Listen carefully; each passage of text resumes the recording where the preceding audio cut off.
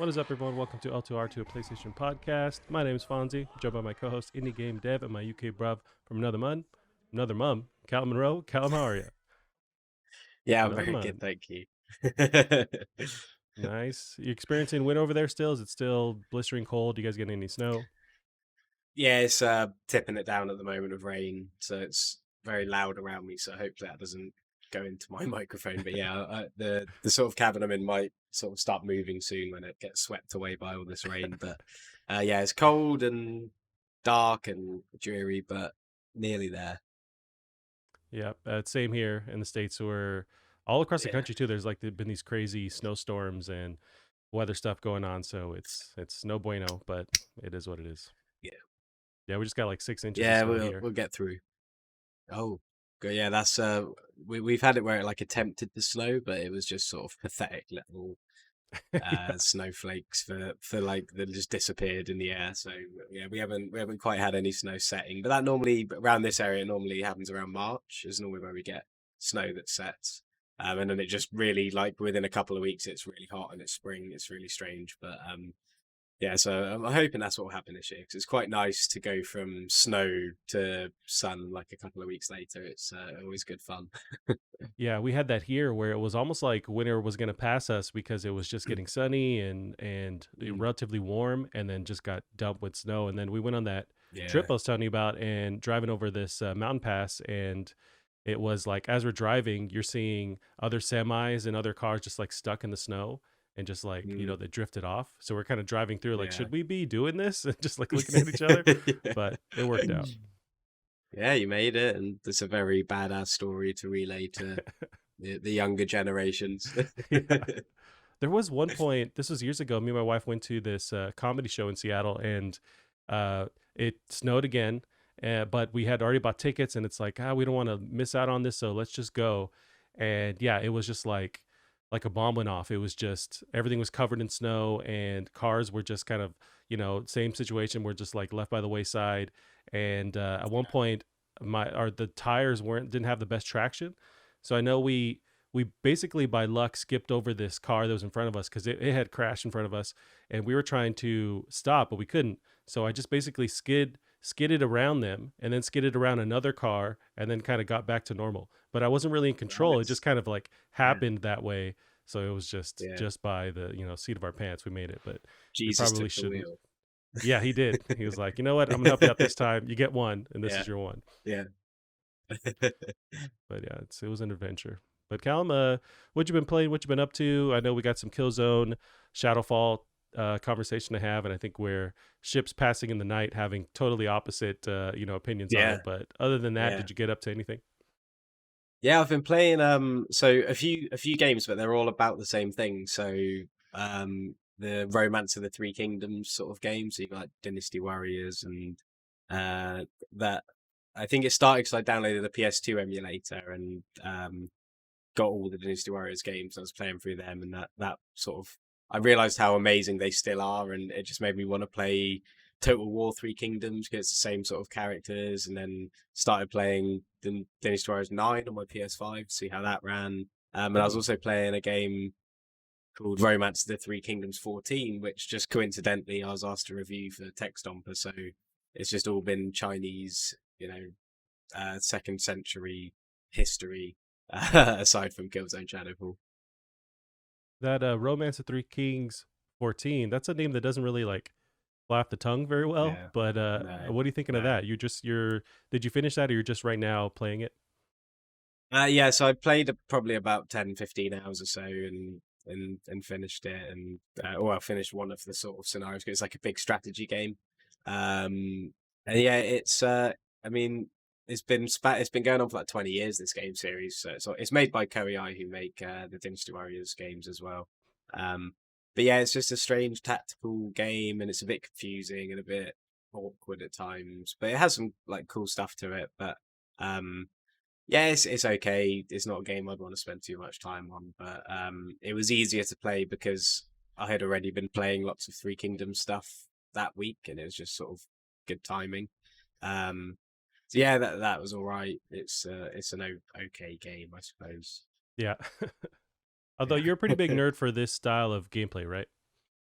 Yeah, well, I love the three the his Romance of the Three Kingdoms sort of story, and I love Dynasty Warriors. So sort of I don't mind playing anything as long as it's got that sort of story and those characters to it. And Total War Three Kingdoms, which I play on PC, is a great sort of strategy, uh, sort of turn-based game as well. So yeah, I don't know. I think I've just been, when you just really feel like you're into that thing at that time. So now I'm just I've literally played like 5 different games over the week, all either a Dynasty Warriors game, Total War, Three Kingdoms, or the other one. So um, yeah, it's getting very Chinese in my life right now. Nice. Well, it's I think we'll all be Chinese here pretty soon, so it's gonna happen. But nice, Callum. So yeah, I've been playing some games. I've just been investing my time in Killzone Shadowfall, and it Mhm, took me a while to beat that game. So been playing that. We can transition before we hit the news into our PlayStation Book Club conversation. mhm. Let me just switch gears here to the book club. All right, Callum. So this week for the PlayStation Book Club, we got to play Killzone Shadowfall. So we're pretty much completing our run through the Killzone games. I don't know if we'll jump into the Vita Mercenaries, but yeah, with Shadowfall. So give me your overview, quick rundown of your thoughts, and then we'll get into the nitty gritty. Okay, so I didn't beat it just because I've had a busy week, but I got to, I think, the very end where you get to Helgen, and you're like falling through the city and all that. Um, and yeah, I think it's by far the best Killzone game. I think uh, I think it has, really, really great shooting and really cool sort of mechanics. I like the robot, the little drone. I think he's like a really actually helpful companion, which is like so rare these days. Um, I think it feels great. It looks great. I think it has really good atmosphere as well. Like every single level has a certain vibe to it. Like whether you're going through that spaceship at the beginning where it kind of feels like Alien, like a kind of creepy sci-fi thing. It's like an abandoned spaceship, and when you go over the wall and you're in the sort of apartments of the Helgen sort of side of Vector, and it's all very glum and sort of very cyberpunky as well, which I don't remember that style being there when I first played it. And yeah, I think it's just really it just is really nice, a really nice game and plays really well. I think the story, sort of when you boil it down, is quite simple, but I just think it looks so nice, and they sort of have a good way of having their environments like sort of tell the stories. I think, um and yeah, I really really really enjoyed it. But I think it's, yeah, by far the best Killzone game, and it does have some irritating parts, like the bit when you're flying through the falling city and a few of the other falling bits, but yeah, I really really like it. I think it's a great game. Yeah, so yeah, we really were ended up opposite on this. So I didn't like the game overall, and I think I was super Mm, negative early on, but it didn't necessarily go away for me, but it did improve as I was playing it. But for me, it was the mm, pacing. I was just constantly drained of any fun in between the gameplay. So the combat was strong for me. I really enjoyed that, but it was times mm, where they're trying to deliver story and kind of remove you from combat and put you in these like mm, first person narrative situations where you're experiencing the story that way. Say with the beginning when you're the child version of, is it Lucas, and you're mhm, experiencing that Helgen switch of power from building New Helgen and you have to evacuate the city, mm, or where you're captured and you're interrogated. There was points where it was just a bit too slow for me, and I wanted to get back mhm. into the action. That's where I was having more fun, which I don't Yeah. necessarily mind when they do that, but it just wasn't the payoff that I think they wanted to have. At Mm, least that's how I yeah. interpreted it. I wasn't having a blast getting through that. But Mm, overall, I did the gameplay was a strong suit for me.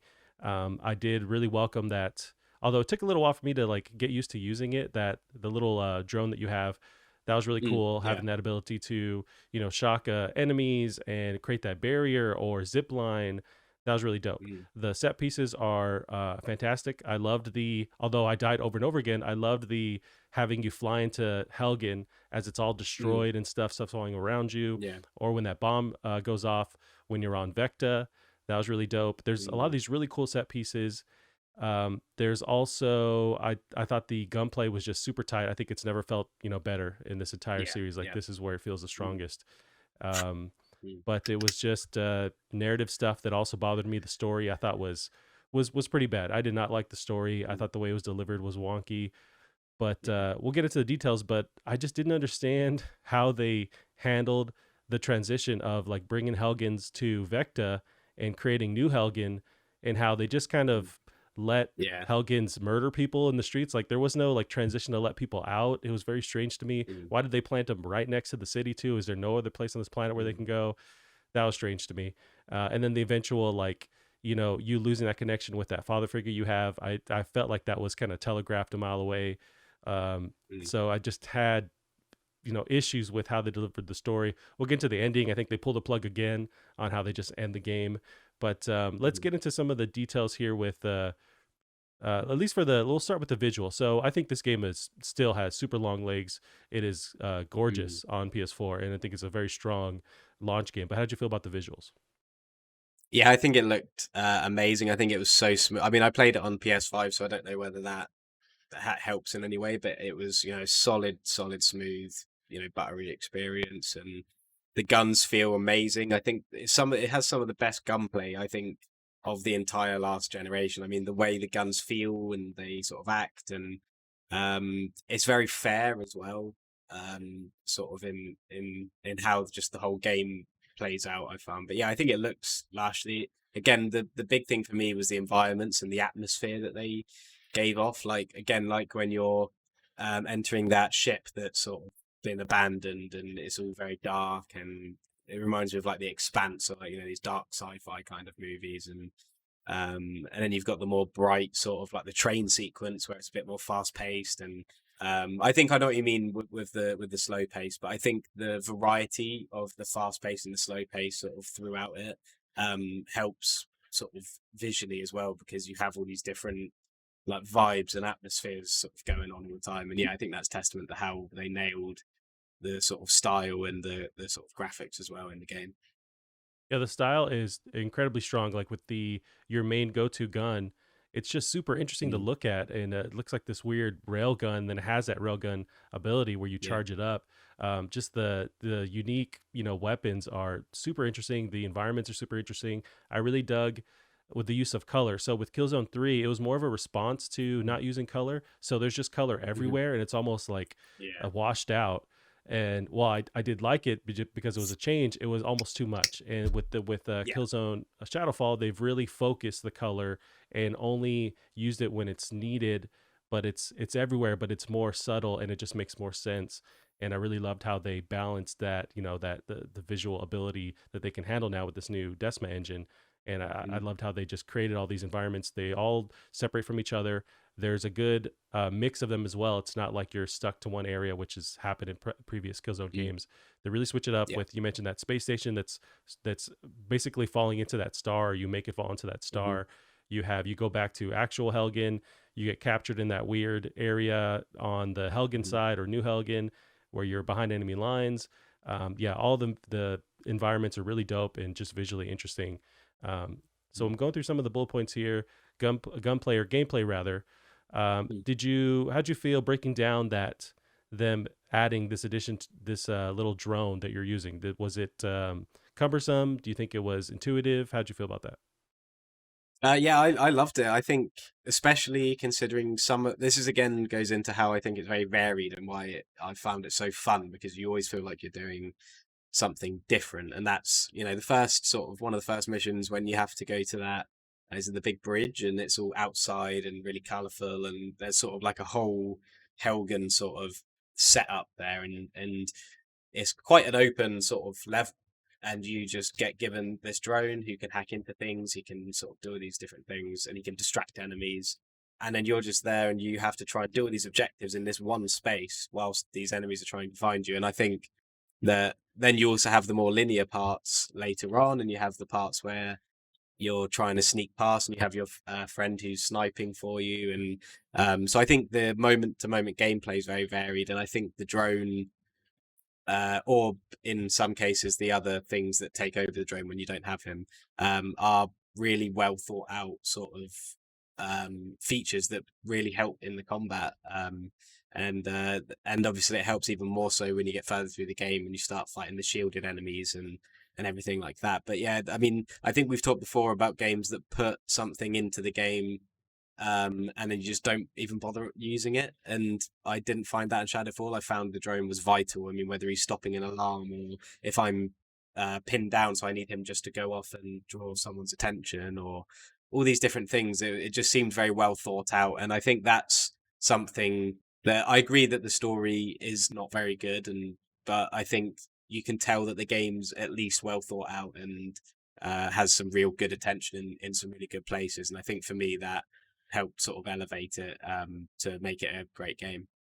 Yeah, I would have enjoyed them using that kind of wide corridor design a bit more. So you have that first Mm, forest kind of level where you're on Vecta, and you have the choice to kind of tackle stuff or tackle the things you want you to do in whatever manner you want to, and it's a bit more wide. I really dug that. I would have liked that more. There are times where you're back to mm, that kind of hallway style of gameplay where it's very claustrophobic. It's close quarters, yeah, and I just would have liked them to carry that through a bit more because I did enjoy that. There were times where I was yeah. getting lost a good amount. So even though you have your little reticle thing showing you where to go, which has followed from previous Mhm. Killzone games, I did find myself getting lost. Did you experience that at all, Yeah, or I not did knowing what actually, to do? and yeah, and funnily enough, it's something that's happened to me in every single one of the Killzone games. I think it happened worst in maybe Killzone 2, I want to say. And I was honestly walking around this one area for is when you're in like some underground refinery or something. And I was honestly walking around this area for about an hour, just not having no idea where to go. And yeah, I had a few moments like that in Shadowfall as well. And yeah, I think it definitely could do better at telling you what you're meant to be doing because it tries to letter them and letter the different objectives. And yeah, it just does. I think it works well at the beginning, like you're saying, in that open-ended bit. But when you get to the more linear parts, it seems better suited to a less linear kind of way of telling you what to do. So when it is linear, it's kind of confusing, I think. Yeah, I experienced that quite a bit, and it was very frustrating. And couldn't tell, am I just dumb or am I not seeing what they want me to, to see? I did Yeah. enjoy using the the echolocation on your. I want to say it's on Mm, your drone or it's one of your drone features, but that was yeah. really dope. And I love the balance of you can push it too far and then that alerts all the enemies to you, Yeah. or you can Yeah. push it just enough to where you can see, basically how much you want to use it. It shows you that Mhm. area. I really dug that ability, and then it shows you where the enemies are, and they're always moving, and it doesn't last forever too. So it's kind of this balance that they've struck Mhm. with that. I really dug that echolocation thing. Yeah, yeah. I think just the combat moments, and that's a big example of that is using that echolocation in those moments. I think that's just so well padded with things to do, and I think the actual combat scenarios you get yourself in are you can tell that they're very meticulous and there's a way to sort of go about, um and I think that's why I enjoyed it so much. I played it on hard, which I thought was going to be really really difficult, but it seems to be quite fair. I don't know if you found that as well, but it seems to be that every single combat situation find yourself in, there's lots of different ways to go about doing it. They give you lots of different weapons and lots of cover, and you've got your drone, and there's just so many ways to go around it. And I really like the adrenaline thing as well, how you can find adrenaline and you can either save it just in case you go down, or you can inject it and then you have the slow mo and gives you a boost of health. And there was just so many different ways to overcome an encounter. And whilst that I think makes the game a little bit easy, maybe it makes you feel really like empowered and like you understand the game and you're good at it just because it has a simple arsenal of features that you're constantly using just because they feel sort of so right to use.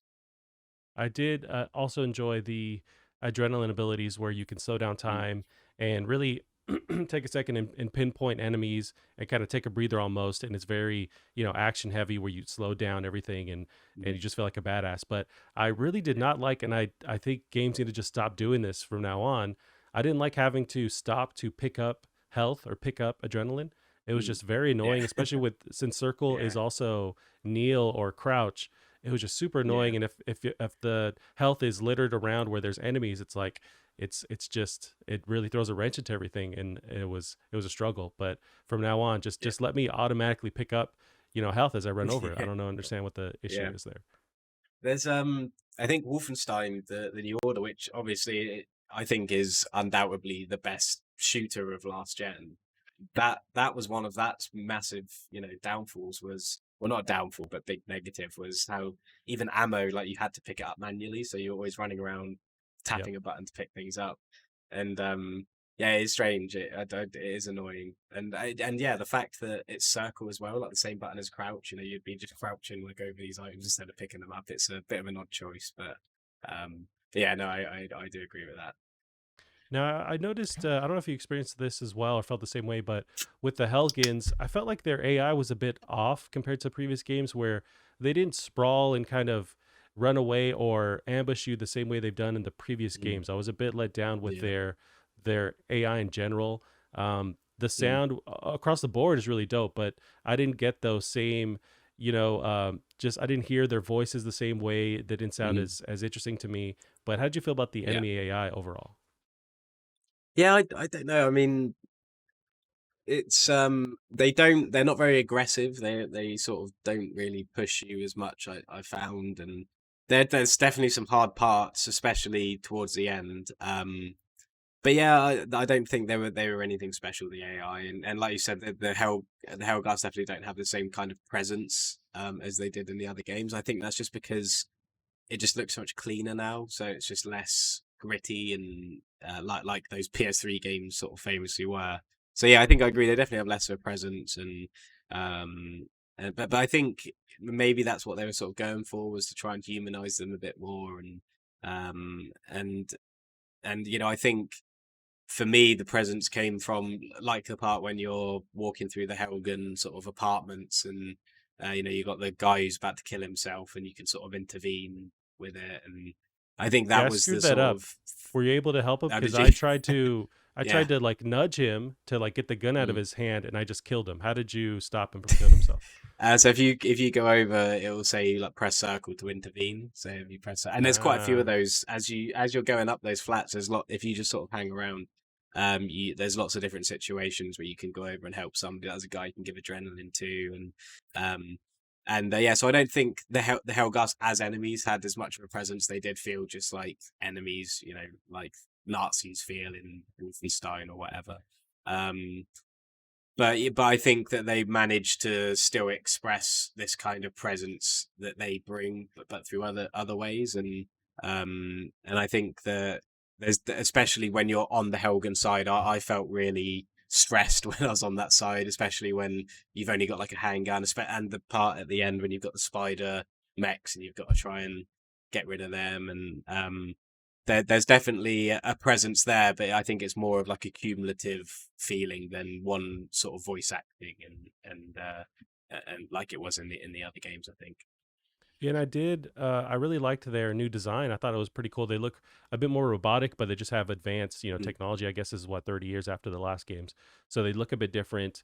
I did enjoy the different characters that they would present. You have the shielded characters that the ones that actually hold a physical shield, but although you mhm. can nudge them and just break their shield somehow. But Yeah, also there's the ones with like a power armor, which make you switch up your gameplay where you have to either attack them with your drone to shock their shield to get yeah. it to disappear, or you have to charge up your weapon to get it to disappear. I loved throwing them into the mix and having to deal with them in combat. Mhm. And I've got to say, I think the more special units, so like the shielded guys and the like both kinds of shielded guys, both the energy shield and the physical shield, they definitely felt smarter than the normal Hellgast. Their AI definitely felt more aggressive, and there were lots of times where I'd think I was safe and I was sort of reloading or whatever, and then I'd look around and there's like two shield guys like right next to me. Yeah. So I think that whilst the AI maybe isn't mind blowing, I think for some of the harder characters, it's at least difficult to handle, and it forces you to um, not just hide behind cover and maybe use your drone to distract so you can get a better shot or something like that. So So yeah, I just want to say about the shielded guys. They were definitely a pain in the arse at times. Yeah, they were a pain in the ass, but I could tell what they're trying to do with making me switch up my gameplay, and I think I overall like that. But it was stressful, when Mm. they throw two or three Yeah, at you, and you have to deal with yeah. it. I did find myself missing the all-out war, battle size of the previous games, where it was just Mhm. tons of enemies, and you're having to basically have a war in the streets. I missed that in this one, where it's a bit more just small scale and Yeah. personal. I understand what they're trying to do, but I found myself missing that component of Killzone because it was kind of a big deal in 2 and 3. Yeah, I think I'd imagine that's probably why they didn't call it Killzone 4, because it definitely has a completely different feel to it. I think it feels more, um, maybe not sophisticated, but it's not like you said, just constant action and war, and it's got a bit more espionage and a bit more tries to talk about plots and traitors and all of this stuff.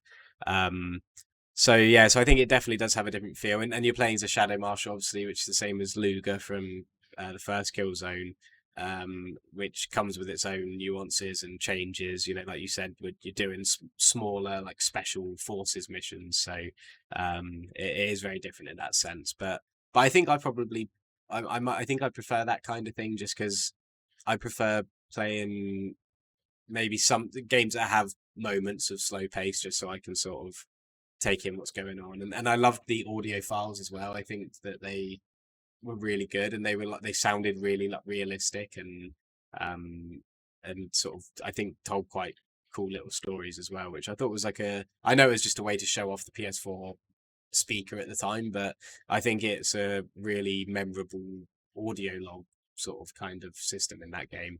Yeah, I appreciated that as well. I didn't listen to any of those. I found myself not liking, and it was because I just didn't care for the story this time around. I don't know what Mm, it was just the culmination of everything where I did not care about these characters. So yeah, the audio logs, I just couldn't be bothered to listen to those as well. I yeah, did when I stepped back though. I appreciated what they're trying to do. There's other outlets have talked about it before, but like they allude to this Cold War situation where you have these two parties, living next to each other, and they're separated by a wall, and they have to kind of figure it out. They have this piece that's inevitably that's going to fall apart. So you have to deal with that. You have to go across enemy lines a couple times and deal with this, this structure falling apart. I liked the idea of that. I liked having Helgen on Vecta, living together for a while. I appreciate what they're trying to do, but for me, that story just didn't hit. Let's break down, yeah. what were your thoughts with the story, how they developed it, and then eventually, how they ended the story. Yeah, I think, like you said, it's when you look at the main sort of story beats, it's not really anything special. I think the characters are mostly forgettable, and it's quite confusing as well. I found similar to the other kill zones, just because they sort of try and have loads of like plot twists and shocks that normally just fall flat. And so yeah, I didn't find it anything special. I just think I just liked the game. I just liked playing it, and I liked the places it put me in. Um, and I think there was definitely a element of the setting being familiar with the setting at least that definitely helped that. But yeah, I just enjoyed the moment to moment gameplay. I enjoyed what I was doing and the way the game wanted me to do things. But yeah, the story I think did, whilst it sometimes set up some cool parts or whatever, I think yeah, mostly it was just mediocre. But I don't think it was any worse than 2 or 3. I think it's probably not. Again, I think the first Killzone probably does have the best story, but I think Shadowfall story is definitely an improvement over the second and third, personally. But it's still nothing special. Yeah. What about so that eventual end? I dug the everything leading up to it. You have your boss battle with I forget the name of the guy. You stab him in the foot. He seems to always get away. But you have your boss battle with Mm, him, which I didn't mind. It was using the same kind of tactics that you have with those power shielded enemies. That was pretty neat. And then you are flying into Stahl's base with everything falling apart. He shoots off that bioweapon. I thought it once again they seem to just kind of end the story by pulling the plug once your yeah. main father figure character, spoilers for a 10-year-old game or a 7-year-old game, Mm-hmm. shoots you in the head. I just thought it was very strange how they just end it. And then you do have that little side bit at the end where you take over Echo and you assassinate that character, which was cool. But also, I don't know if anything changes because of that. It seems like this war is just it continues on, and some guy takes his place, much like Stahl was saying, like, Yeah. you kill me, but this thing keeps going. But how'd you feel about how they ended it? Yeah, I agree. I agree completely. With what you're saying, I think it is this poor ending. But again, I think that's because the story doesn't have a lot of substance. It just relies on its setting, which is done well. The setting is done really well, and the setting's used really well in the gameplay and the levels as well. But yeah, like you said, the actual story that's happening sort of front and center is not good, and it doesn't end well. And I think I don't like the main character. I think he's really boring and just pointless. Like he's not a fresh perspective, except from the fact he's a shadow marshal. But they don't even go into that much. I think Echo's a far more interesting character. I think I'd rather have played as Echo throughout the whole thing. I think that would have been much better. Um, but yeah, I definitely agree, and I do like the part where you play as Echo at the end. I think mostly just because I would have preferred to have play as her from the start, just because Mm. her perspective alone is interesting enough to at least make the story somewhat engaging. But because we're put in the shoes of this generic default, character, it makes the story generic and default, which is a shame because again, the setting was screaming for a great story. So, yeah, I'm in agreement there. Yeah, Echo was interesting. Although I did find myself, because that's one of the issues they have in the game, is this idea of humans and Vectins, or there being this mix of them, where it seems like Echo is half Vectin. That's also why Yeah, she can breathe. Normally she doesn't have the gas mask on. But I don't understand the logic behind that. So that means that Vectins and Helgens are hooking up to create a lineage of people that are half and half, or are they created in a lab? They don't really go into detail on that.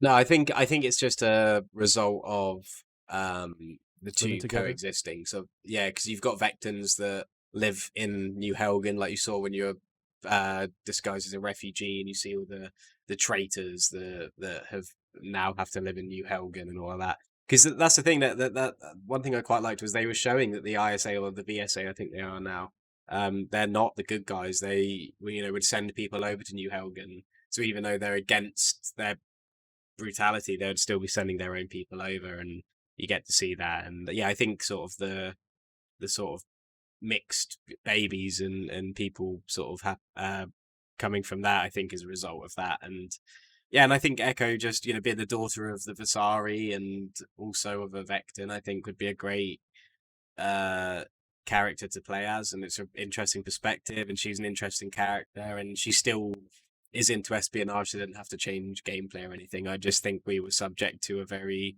ordinary story. um but yeah, it's just it's what it is. Now, but who's really hooking up with Helgens? They have to have their mask on the whole time. It just seems very strange to me. Yeah, It's like they're scary looking people because they have their well, contraptions on. it was the lady Vasari who gave birth to her, and she's all right. I mean, why not? She doesn't That's have a mask true. Yeah, but that means on. and she also didn't have a mask on, so was she already half? Like maybe just for story wise, they want to have her complete, motion capture going on so you see your facial features and all that stuff. I get it, but she doesn't have a mask on, so can she breathe Yeah. normally? I just found myself Well, I think often pulling myself out of the story. I think some people can, because you've got the other Vasari from Killzone 2. He didn't wear a mask, and I think she's a Mm, descendant of him. So maybe there's something in their family that means they can't wear a mask or something. But I think because she's a descendant of Vasari who didn't wear a mask at Killzone 2, I think that okay. might be could and Stahl as well doesn't wear a mask. So I think just maybe some of them, you know, are more acclimatized to it or whatever. So but yeah, I'm not sure about that. But yeah, I mean, she's all right. Sorry, she's a powerful woman. True. Yeah, True. one to tell your friends about. So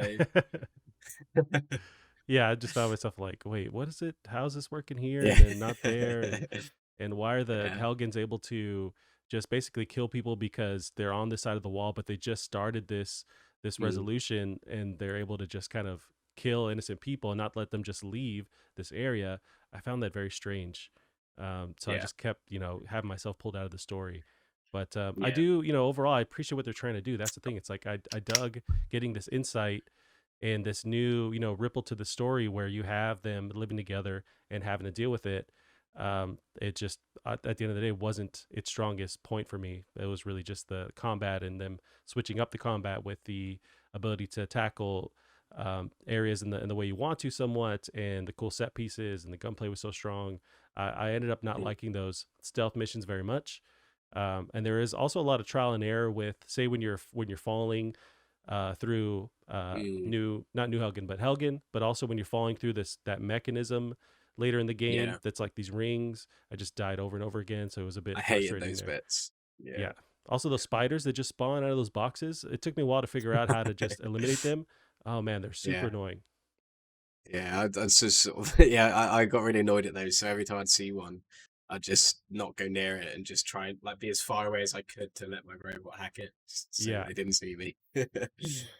Now, as we complete the series of games, there is Killzone Mercenaries, but I'm not sure if that takes place in between or if that is a sequel story wise to this game. But how do you feel they could take this series now? Like, what would be the future of the series, assuming they actually want to keep it alive?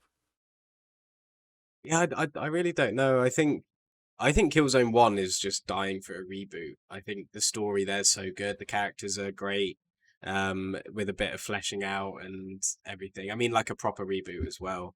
I think that's ripe for the taking. I think the story's the best sort of story out of them all by, quite a long way.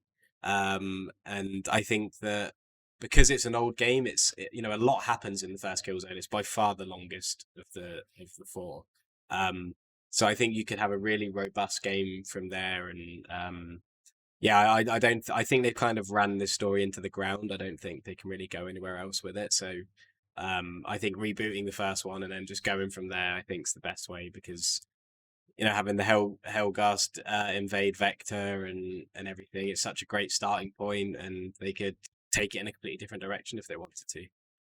I would love to see this series tackled again after Gorilla has experience with Horizon, and Mm, just with all the different features that they focus on with Horizon, but also movement in Horizon. I really enjoyed. yeah.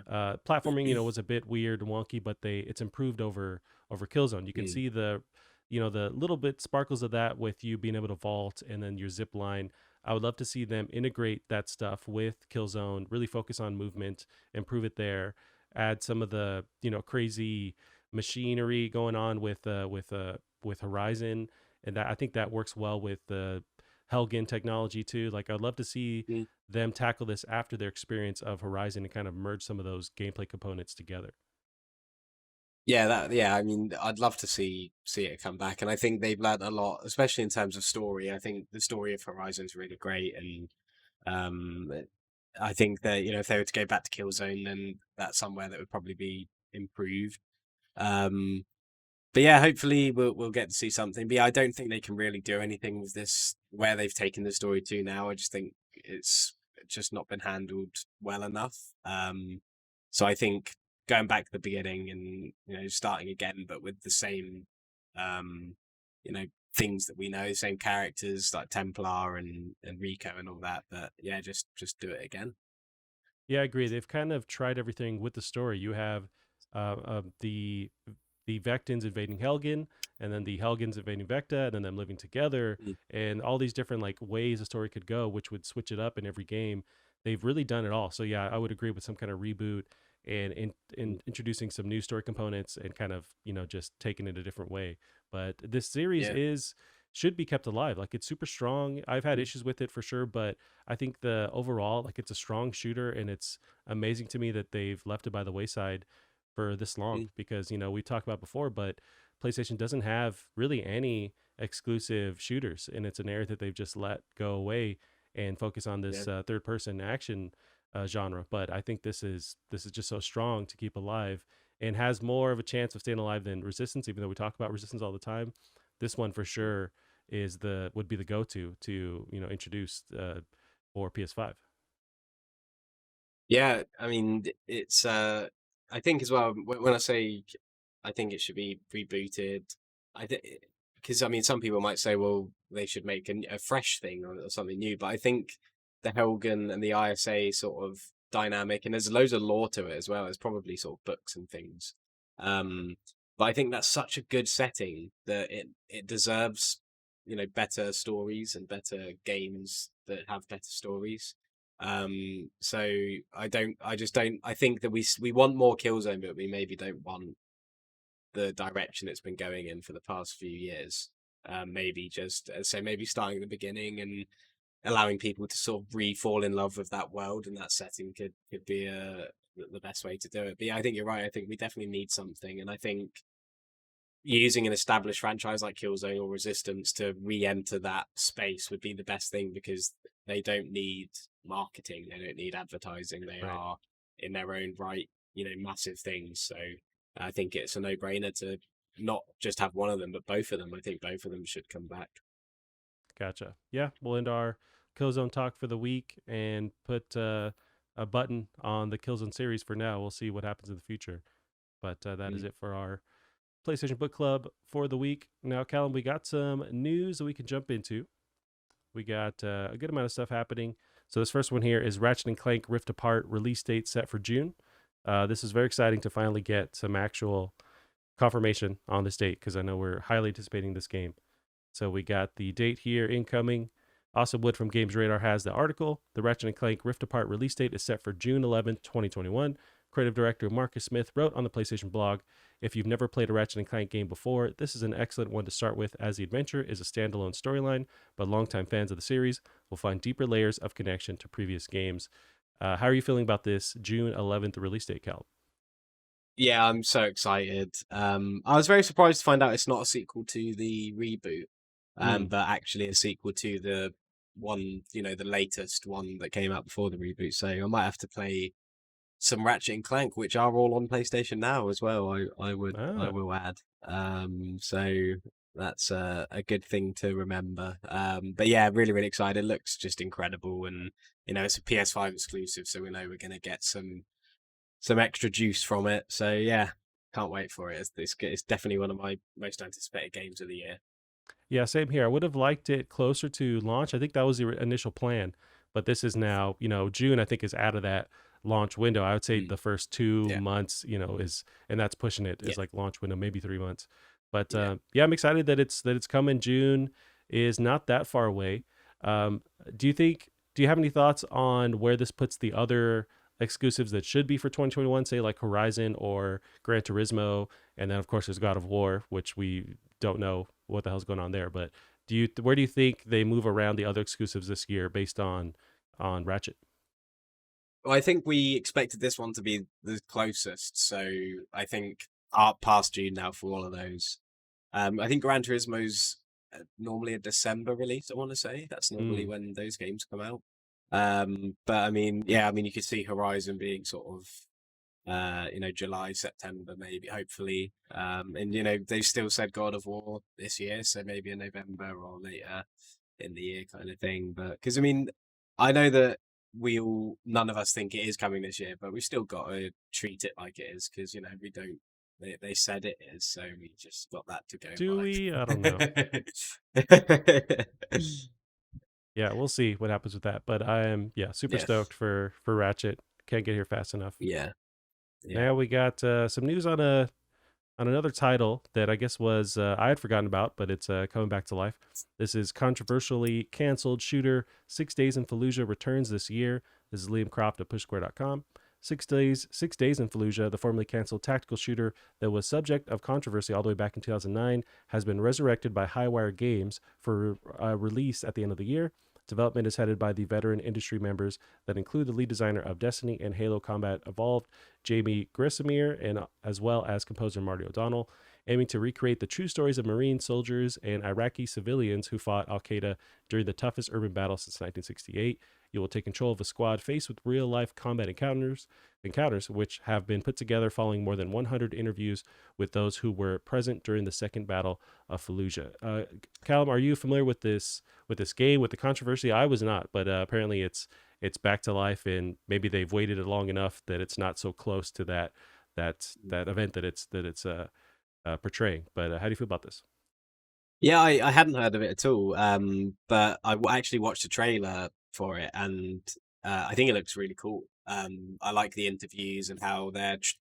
I mean, I know that there's lots of controversy over it about how it was a horrible war crime for it to have happened and all of this stuff like that, and obviously the stories of how the Iraqis were treated and everything, but they're also trying to make a very innovative game. So I'm interested from that perspective, and interested to see how these real life encounters are going to be played. And Alex, I mean, I'm a big fan of the Armor games, and they were always good fun. And I know we used to have, is it Operation Flashpoint, which kind of tried Mm. to sort of go down that route. So yeah, it'll be really really interesting. I'm very excited to see what happens from it, and to see what it's all about. But yeah, I think the controversy is obviously it was cancelled and everything, but people should be allowed to make whatever they want with whatever source material they want. So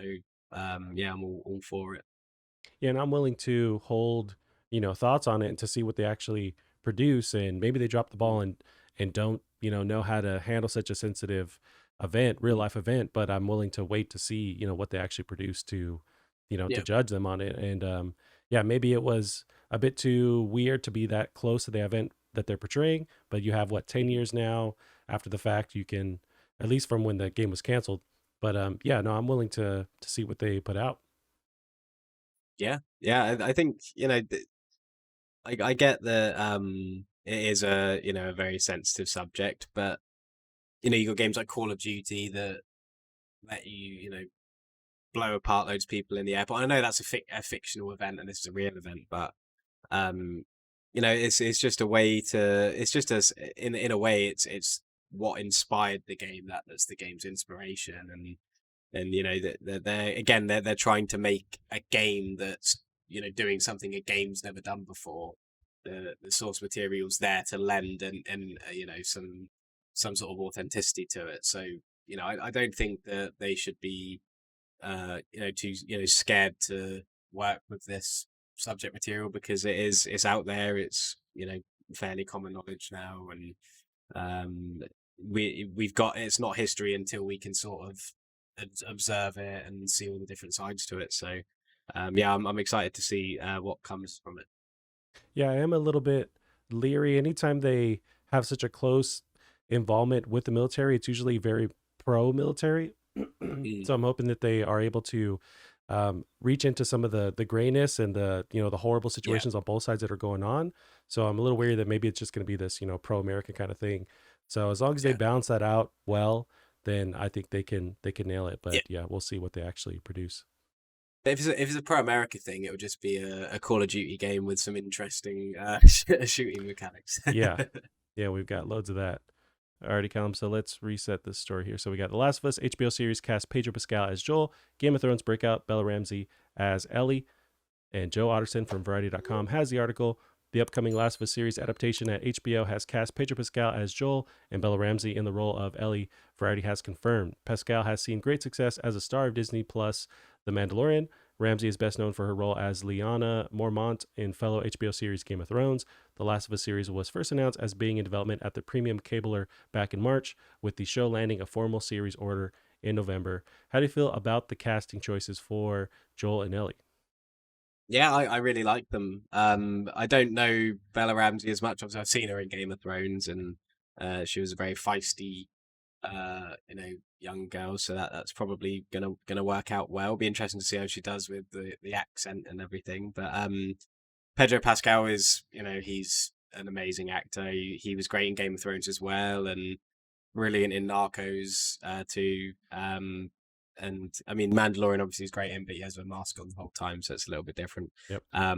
But yeah, he's an amazing actor, and I think he'll do the role, justice as well. So yeah, I think it's great casting, and I like it when characters are cast by people who don't necessarily look like them, because then you're getting something fresh and you're getting another sort of perspective on these characters, which I always like. I always find it weird when actors are cast to try and look exactly the same, because then it's kind of like you get that uncanny valley kind of weird thing. So yeah, I'm really excited about it. I mean, I know that it's not necessarily going to be as good as the game, but I know that I'm sure it'll be at least good. And it's a way for other people to experience it that don't play games. So yeah, really really excited for it.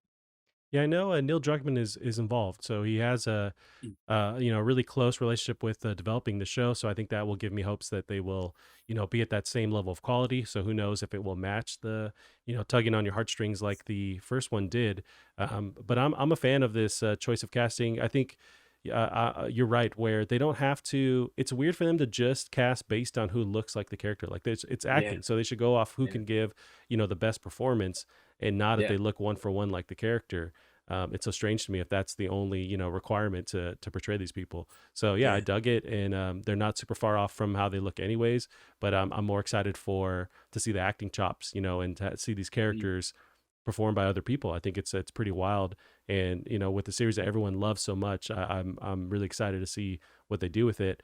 It is interesting to try and imagine. So with Bella's character playing Ellie, I wonder if, because she's already pretty young, so are they thinking in the future where they're going to let these characters age a bit?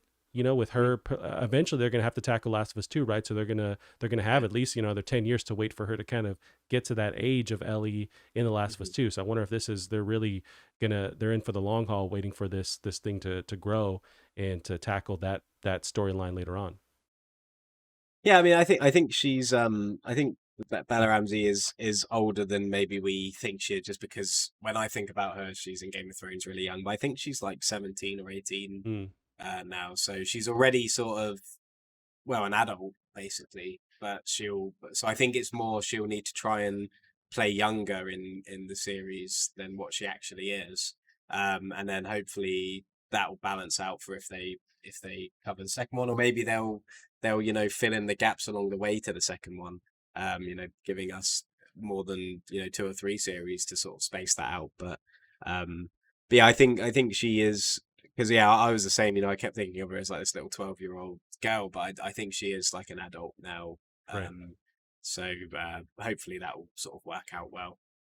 Yeah, and it's interesting you mentioned having worries about she has to portray an American accent, but it's very strange where British actors or actors from the UK they sound more American than Americans in any type of media. So it's And we're like, cheaper as well. That's why there's so many. It's why there's so many British actors with American speaking roles, because you Americans are very expensive. ah, yeah, it's funny. Like, well, there's so many shows that me and my wife or movies will watch, and it's like I look over, it's like, oh, is this person British too? It's like, goddamn, they're taking all our Yeah. jobs. Like, it's just any American now on TV, it's gonna be played Yeah. by someone who's British, which is they do a better job. So it's like you can't deny that Yeah. they're just better for Yeah. it.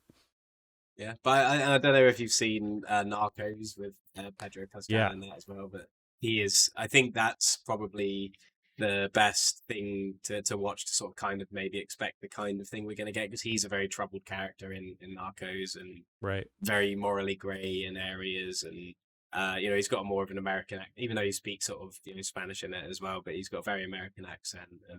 And yeah, I think it's really good casting, and it's made me a lot more excited for it. That's they're both actors with some pedigree. They both come from similar productions and things. So and HBO, they're a good studio, and they normally fund pretty decent stuff. So yeah, I've got really really high hopes for it, and I'm really excited to see it from the perspective of a television series.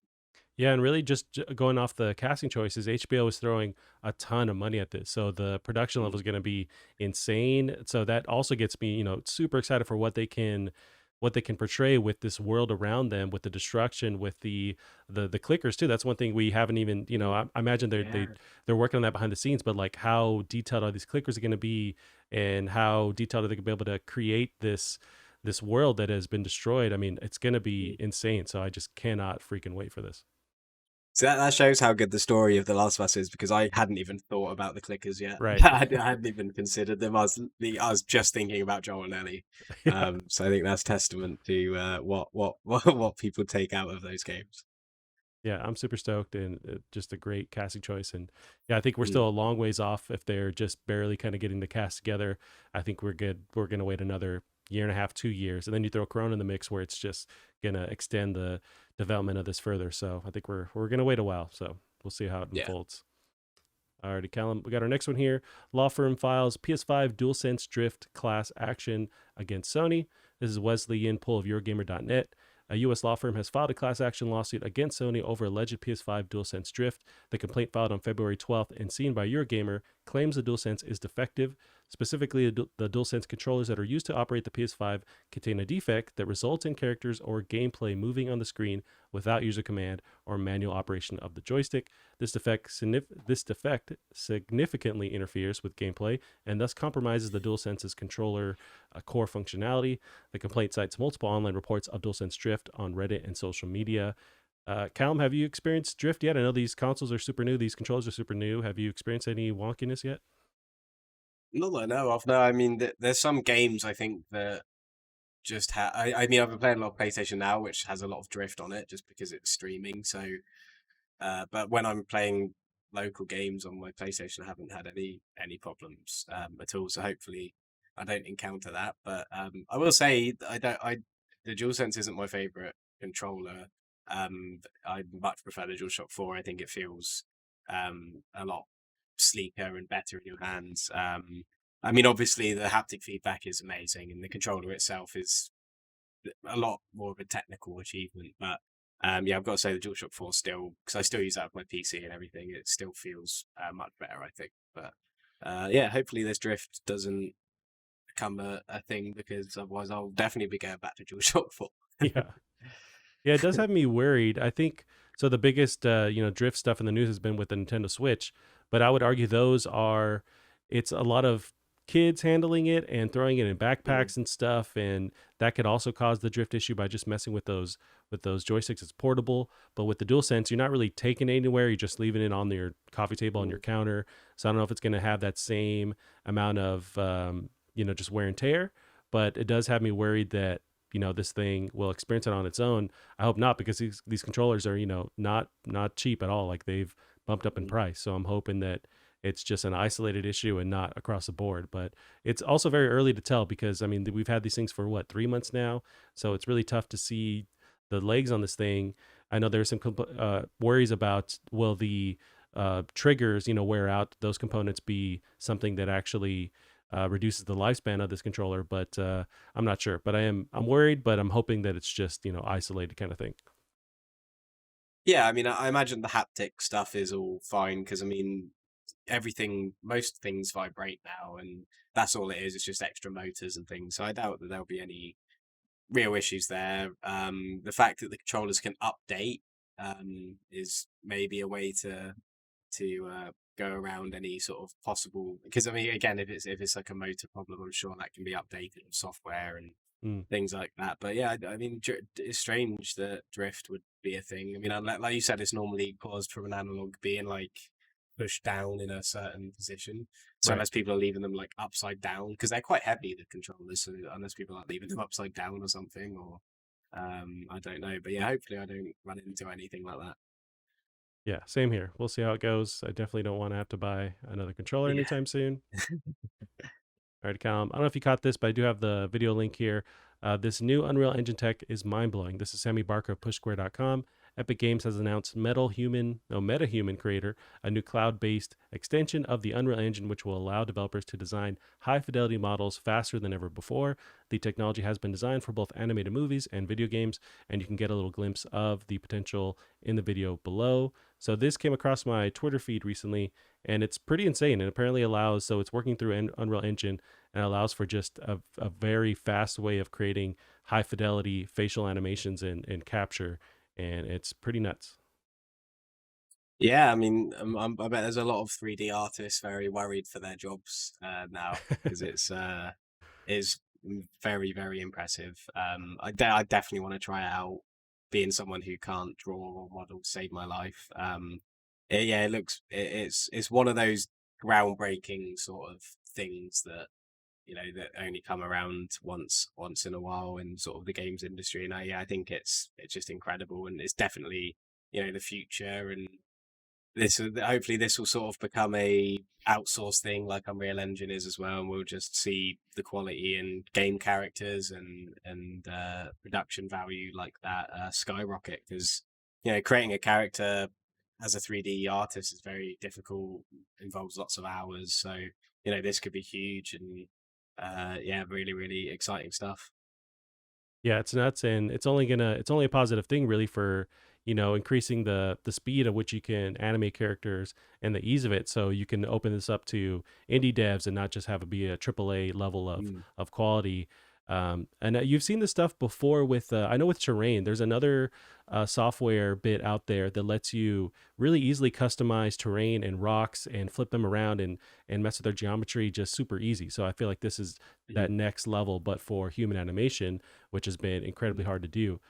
So yeah, I Yeah. mean, I'm on board, and hopefully it speeds the development on stuff going forward. And this is, I'm Mhm. not sure if this is locked to UE5 or UE4, but we haven't really seen much of UE5, which is still down the pipeline. I don't even know if any games are using that currently, but yeah, I wonder how that's going to affect that, or if this is tied to one thing or the other. But I'm just not sure.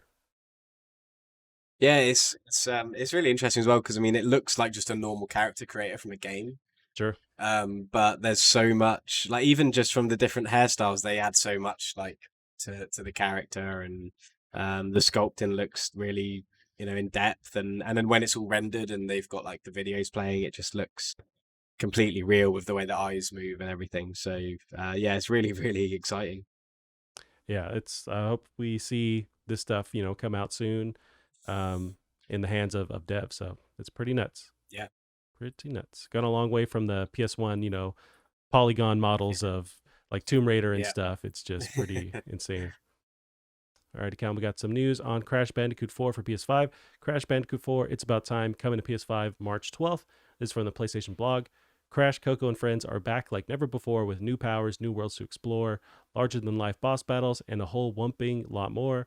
Welcome to Crash Bandicoot 4, It's About Time, releasing for the PlayStation 5 starting March 12th, with PS4 owners getting a free upgrade to the current gen version. So, this PS5 upgrade brings dynamic enhanced 3D audio, 4K at 60 frames per second, and adaptive trigger support. Have you jumped into Crash 4 yet? Do you think you're more enticed to try this on PS5 now? Yeah, I think I actually think it's a really, really great thing. I didn't expect it or anything, and yeah, I mean, it's definitely on my radar more so now. But I still would want to play the first three first, because I'd feel like a fake if I just played the fourth one. Um, but yeah, it's very enticing, so I might just skip all of them and grab this and give it a go. Yeah, I've been waiting for maybe just a sale or a deal, so I might try and get this on PS4 so I get that free upgrade. But yeah, I'm stoked, and these games I know are pretty hard, but this one seems a bit more approachable with the Yeah, combat and stuff. So I've been waiting. So this is just this gives me a reason to pick this up. yeah. Did you copy that directly from PlayStation Blog? Yeah, so that is their That thing, that is their little quote because there. that's one sentence. Like, there's no, that is just one sentence. You're right. It's the longest sentence I've ever seen. They can't be bothered with stopping and starting. It's just No. yeah, it's They have true. time. They don't have time. Yes, I didn't edit that. I did add the PS4 owners getting a free upgrade at the end, but even without that, Yeah, yeah, that's pretty long. yeah. Yeah, because I wasn't sure if you're just like taking two sentences and mashing them together, but yeah, that's funny. All right, Cam, we got the next one here. Sony may be working on a back button attachment for PS5's DualSense controller. This is Tom Power of IGN. We'll see if it's one long sentence. Sony is seemingly looking at developing its back button attachment for the PS5's DualSense controller, according to a new patent. A new controller add-on device with customizable presets document was published on the World Intellectual Property Organization on February 4th, and which suggests that Sony wants to develop the accessory to function with PS5's gamepad. How do you feel about this? We finally got the PS4 version of this last year, and at that time I was Mm. thinking, oh, the DualSense is going to have that baked in. This is them just bridging the gap. But it seems like that's not the case, and they'd rather these attachments add that functionality. So how do you feel about this being Yeah. on the DualSense? Yeah, I think obviously it didn't sell as well as they thought it would. So they didn't think adding it, because I imagine adding it to the Dual Sense would maybe bump its price up, or at It's least make possible. it more expensive to manufacture. So I imagine that bringing it out the tail end of the PS4 was just a way to see how interested people were in it, and obviously it might not have been very successful. So they're probably just bringing it out again and hoping to make a little bit of money. Yeah, same thoughts on that. Do these entice you at all? You know, the ability to have these extra buttons on the back for whether it's PS4 or for PS5. No, not really. I mean, I think I've got plenty of buttons on the controller. Yeah, I don't like remapping things normally as well, just because I normally end up remapping something after I'm like halfway through the game, so it like makes it really difficult to swap things around. But yeah, no, it just wouldn't feel natural either. I mean, you play for so long knowing where all the buttons are, even with a PC and keyboard and mouse. I just adding an extra thing in. Yeah, I'm not about it. yeah, same. Where I like the idea of this, but when you actually try and use it, you have to in your mind remap, these controls, Yeah, and it just kind of throws a wrench into what you've been learning this entire time. So it's more of a struggle to just learn this new feature. If this was part of the yeah, DualSense, then I would kind of really commit this to memory and just get used to this being the standard. But it's just in this weird area where it doesn't appeal to me, but it is cool. I guess if I found this one laying on the floor, I'd give it a shot. But it's just I'm not going to go out of my way to really try and yeah. change my brain again. I still feel clumsy pressing the touchpad on the PS1, PS5 controllers. When something Mm, says to press that, I like freak out for a second and like press it in a spasm. So yeah, I just don't want buttons to be in different places. I'm comfortable with where they are. It's like you can get those keypads for PC for people who don't want to use a keyboard, right. but and then, I use keyboard all the time. So if I was to use one of those keypads, which is meant to make it simpler, I would find that really difficult to use because it's just all about what you're used to. And I think adding an actual button is like such a like spanner in the works that it would just be too much for me. I don't have that kind of like brain capacity Yeah, same. to accept another button. Yeah, you really have to commit to it. Like that has to be your standard now going Yeah, forward. So yeah, it's yeah, just not for me. I'm too dumb. Alrighty, yeah. Callum. That is it for our news articles this week. We can end it there. Where can they find you online? I'm on Twitter at Bear Munro. Awesome. And you can keep up with the show as well on Twitter at Plastic Heart Pod. That's it for us this week. We'll see you guys next week. Bye bye. You're too late. See you later. I've already summoned meteor. Okay, let's go.